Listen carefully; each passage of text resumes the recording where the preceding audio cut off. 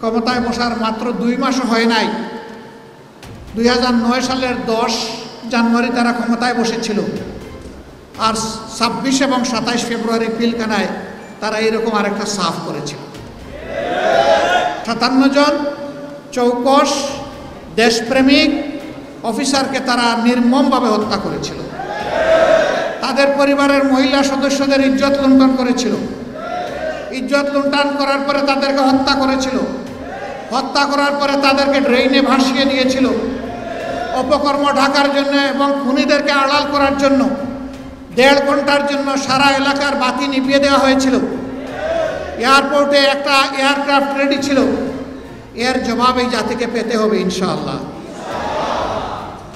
সম্মানিত সুধীমণ্ডলী, কেন সেনাবাহিনীর উপরে তোর রাগ কেন? কারণ আমাদের সেনাবাহিনীর দেশপ্রেমিক। আমাদের সেনাবাহিনীর লড়ে যাওয়ার ঐতিহ্য আছে। দেশের ক্রান্তিকালে তারা ঝাঁপায়ে পড়ে। এবারকার বন্যায়ও আমরা তাদের সেই কর্মগুলো দেখেছি। এরকম একটা সেনাবাহিনী সবাই সহ্য করতে পারবে না। একটা প্রবাদ আছে, ভাত গরম হলে মেহমানের জন্য সুবিধা, কিন্তু বিড়ালের জন্য অসুবিধা। গরম ভাতে বিড়াল মন খারাপ করে। 13 সালের 5ই মে শাপলা চত্বরে হেফাজতে ইসলামের ডাকে এই দেশের লক্ষ লক্ষ মানুষ এসেছিল। শেখ হাসিনার গদি দখল করতে এসেছিল।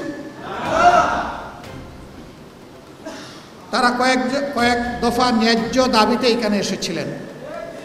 তাদের সাথে কি আচরণ করা হয়েছে এর রাজসাক্ষী তাদেরই মন্ত্রী ডক্টর আব্দুর রাজ্জাক।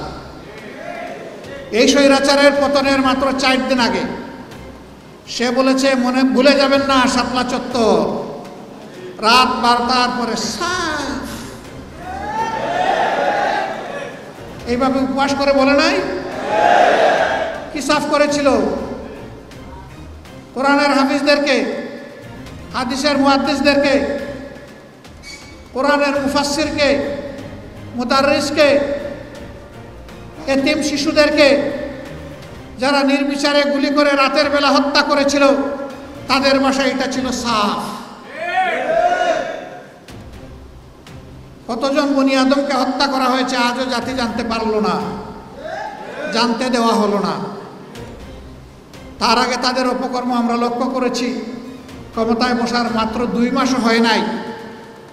2009 সালের 10 জানুয়ারি তারা ক্ষমতায় বসেছিল, আর 26 এবং 27 ফেব্রুয়ারি পিলখানায় তারা এরকম আরেকটা সাফ করেছিল।